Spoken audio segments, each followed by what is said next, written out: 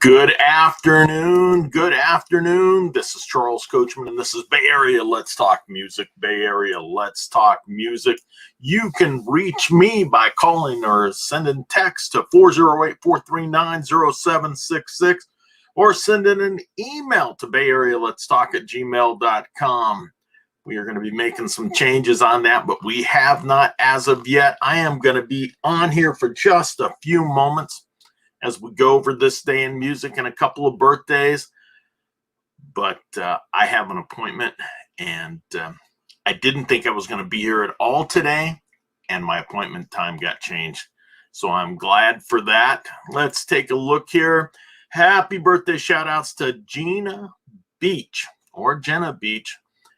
Gina or Jenna, happy birthday to you. Wishing you all the very best. If it is your birthday out there, wishing you a wonderful, wonderful day. God bless. Have a great day. I want to remind folks that we are going to be having on, and I don't know if I've got it put down here or not, but we are on Friday going to have a special guest, Patrice Zappa-Porter. That is Frank Zappa's sister, who was a singer in her own right, an author of a couple of books about Frank Zappa, and she was married to a singer, Nolan Porter, and he had a couple of hits in the early 70s, and so she's got a bit of a story, and I'd sure like to hear it, and I'm going to share it with you. We will be covering that on Friday. We will be talking about her life and then also her life with Frank, and maybe get a little insight into a man that was one terrific musician and one of the best guitarists out there. So Patrice Zappa-Porter will join us on Friday, and I am certainly looking forward to that. All right, let's get in here and take a look real quick. And then also, if you want to take a look at videos and some memes, a little bit of crazy stuff, I normally post a few songs per week on the soundtrack of my life. And then also, I want to just do this, make it a blatant day. The soundtrack of my life journal. This one is 100 singles from the 1960s. And I just discovered an error in there the other day. It's the first one that I've seen, but it's there. And the soundtrack of my life journal, 100 top singles of 1977. Hey, not all the songs are great winners. We all don't have the same taste. But if you were around in 1977 or you lived through the decade of the 60s, you're going to find plenty of songs that are going to bring back some old memories and get that old noggin thinking, what were things like back at that time? And just sit down and journal it out. All right, let's take a quick look here. Jay Skinner, hey to you, Jay Skinner, and thank you for the introduction to Patrice. And we are now friends on Facebook, so that was mighty nice of her. And we're going to have her, and we got some advertising going out in the morning. I'm looking at some things going on, and she is inviting people to join us on Friday. So like I said, I wasn't scheduled to be here today. I'd already said I wasn't going to be here. So I want to get going with this. But Jay, thank you so much for the introduction. That was awesome. That was awesome. I had no idea, and that was so cool. There's my DJ. I hope you're having a great day. Scott, you know what? It has been a good day. It has been an excellent day, and I hope yours has been too. Just getting off of Joe Ingram's show, and what a great show that is. His War Games Wednesday, and whenever I have a chance to catch that, and I decided, you know what, I've had enough studying for the day. I need to get off. I need to clear my head a little bit. I'm running off for an appointment here in a couple of minutes. But you know what? It was great seeing you over there. And Joe Ingram is certainly the funny guy. But they were talking about LinkedIn today with a young lady. I don't even know her real name, but we called her Cargo Margo. That's what she had in there listed. And she gave us some great tips on LinkedIn. So that was always a good thing. Always a great thing. All right. We're going to take a look at birthdays. We're going to take a look at yesterday. And so that would have been June 15th. Waylon Jennings, born in 1933, June 15th, 1933. He had so many great hits. If you're a country and western fan and you know anything about country and western music, I listened to country and western my whole life, but I really got interested in Waylon Jennings back in 75, 76 when they put out the Outlaw album. That was Waylon Jennings, Tom Paul Glasser, Willie Nelson, and why's his wife's name skipping me? I can't even think of it. But it was such a great album and had so many terrific hits on it. The Outlaws, I think it was called Most Wanted, The Outlaws. And again, why can't I think of her name? It's going to come to me. I hope it does. But what a great song. And another thing, do you know that he was part of Buddy Holly's Crickets? Imagine that. And he, I believe, was one of those that did not catch, well, I know he didn't catch the plane with Buddy Holly, but was scheduled to go with Buddy, and he ended up losing his seat, which is the best thing that could have ever happened to him. So, Waylon Jennings, God bless you. Love you, man. Rest in peace. I don't know why I can't think of his wife's name, because she was a cutie. Born in 1941, Harry Nilsson. June 15th, 1941, Harry Nilsson. One terrific songwriter, one terrific singer, but one heavy-duty partier. One heavy-duty partier. But he had Everybody's Talking from Midnight Cowboy, and then Badfinger, Without You, one of Harry's biggest songs, and I think it was his biggest song, and then Put the Lime in the Coconut. Just a crazy song, but Harry Nilsson was friends with a lot of the rock and roll stars of that time and did a ton of partying. I remember reading about binges that he was on because they were pretty outrageous. And I can remember a story about him and John Lennon getting kicked out of a show on, if I'm not mistaken, on Sunset Boulevard, at one of the clubs on Sunset Boulevard. There you go. Booed out the two drunks, John Lennon and Harry Nilsson. You're out the door, guys, and just throw them out to the street. Wow. But Harry Nilsson, you were a terrific entertainer, and God bless you. And then there was Johnny Holiday. They called him the French Elvis, major star in Europe, and he had a lot of people that played with him. I have never even heard of the fellow, but he was born in 1943. And then Muff Winwood, he was part of the Spencer Davis Group. He was a guitarist with the Spencer Davis Group, but he went on to become a head of A&R for Sony Records. So I think he did okay. Now, let's take a look. And there's only one birthday from today that I think really means, well, they all mean a lot, but one person that everyone should know, and that's Lamont Dozier, born in 1941. That would make him 80 years old today. I believe he's still alive. But if you listen to Motown, you have listened to Lamont Dozier, or Holland Dozier, Holland. Two Holland brothers and Lamont Dozier. One of the greatest writing teams ever, one of the most prolific writing teams ever. And if you've listened to Motown, you have certainly listened to them. Wrote songs for the Supremes, the Four Tops, Marvin Gaye, Martha Reeves and the Vandellas, Frida Payne. I don't know if he wrote Heart of Gold, Band of Gold, and chairman of the board. Just terrific, terrific, terrific. That's Lamont Dozier. Hey, Jay. But those guys were some of the most prolific writers of all time. Now, going to turn to news of the day, starting with yesterday. Bob Dylan recorded his first electric hit, Like a Rolling Stone.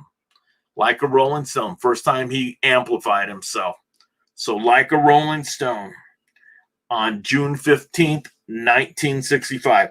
In 1977, the Sex Pistols had a little party out on the Rhine, or the River Thames, the River Thames.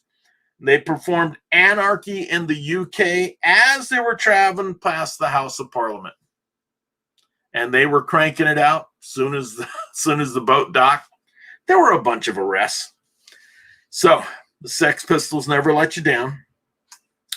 Pete Farndon, bass player with the Pretenders, we just talked about him the other day. He went on to form a group called Topper Headon with Topper Headon from the Clash. He was found dead on this date. He was found dead in his bath on April 14th. Why am I looking at that?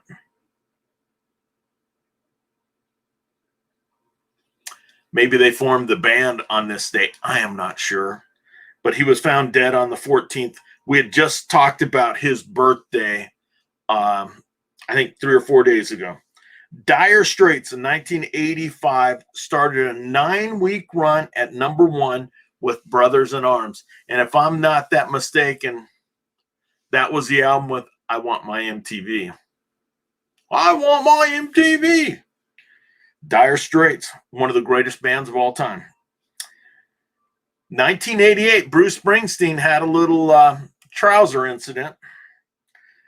On a stay in Rome during a world tour, paparazzi took a shot of Bruce Springsteen and his girlfriend up on a balcony. I think they could see through a window. Bruce was just in his underwear, and he was married at the time.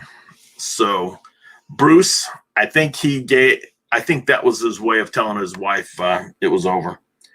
So, and that was with his current wife, Patti Scialfa. So Bruce, I think that was definitely some type of malfunction, and certainly bad way to go. 1989, Nirvana's debut album, Bleach, was released in the U.S. The title came from a poster that said "Bleach Your Works." So it was a poster telling people to make sure they bleached their needles. Oh my. Oh my. 2002, a rare autographed copy of the Beatles' Sgt. Pepper Band album sold for $57,000.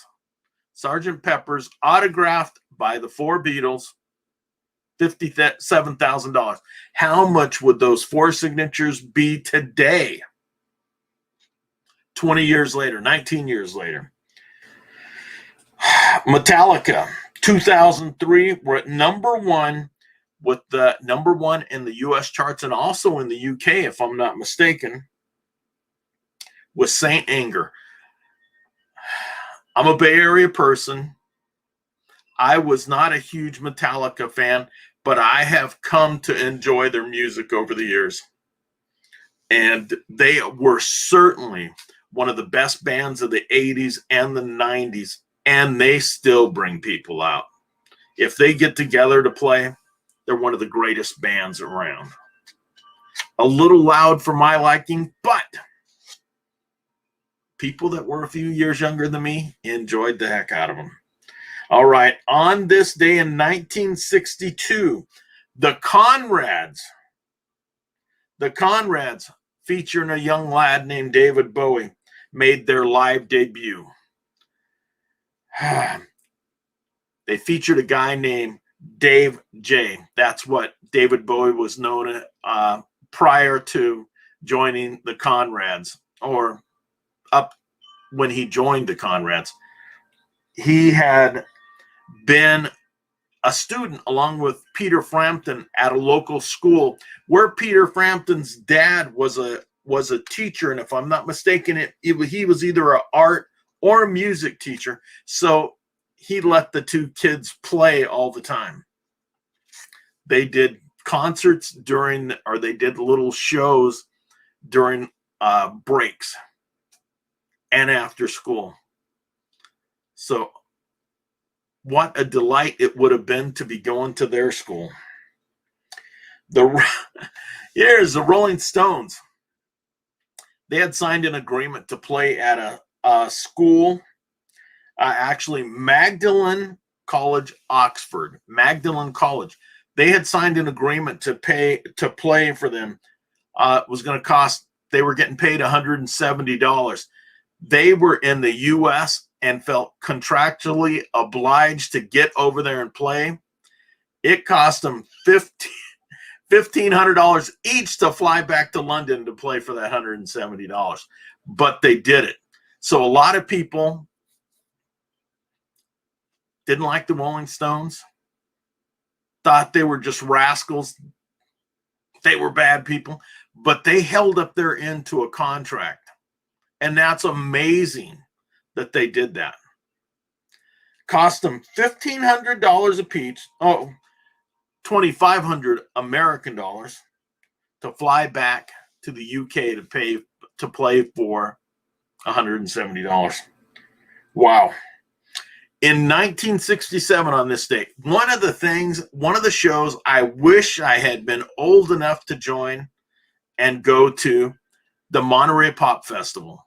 The Monterey Pop Festival, a show that actually kind of seemed like the precursor to what was to be Woodstock.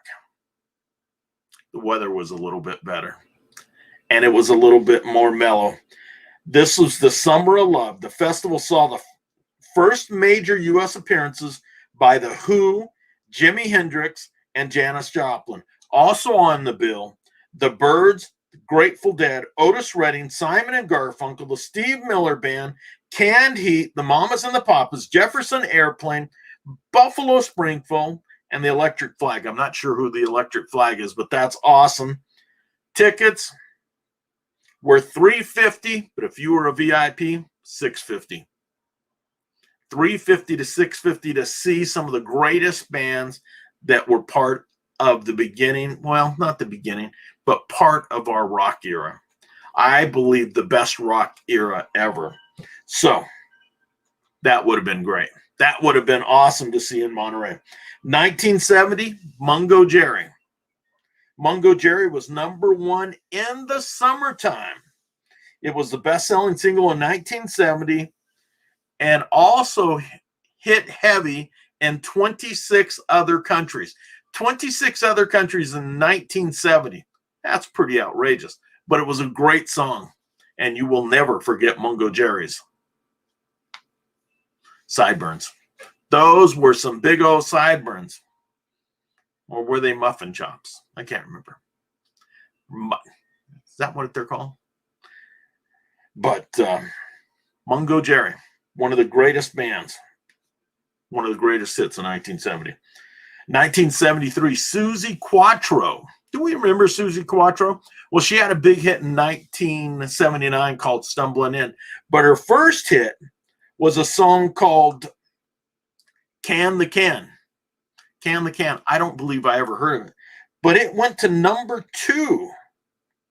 No, it went to #1 in the UK. #1 in the UK. But what I remembered her as was Leather Tescadero from Happy Days. The Fonz's girlfriend, Leather. 1982, on this date, guitarist James Honeyman Scott died of a drug overdose, sustained cocaine and heroin addiction. Sad. Sad, sad, sad. and they were just getting started. So that's what was really, really tough. And he had a lot to live for, but just couldn't control his drug abuse. 1988, I went to see Motley Crue. I took my younger stepbrother to see Motley Crue when they were playing in Oakland. And I had absolutely no interest, but I said, you know what, let's go, man. I know you enjoy this music. And I took him there in 1988. And it was around this time, 1988, maybe 1990. Vince Neil of Motley Crue married mud wrestler Charisse Rodell.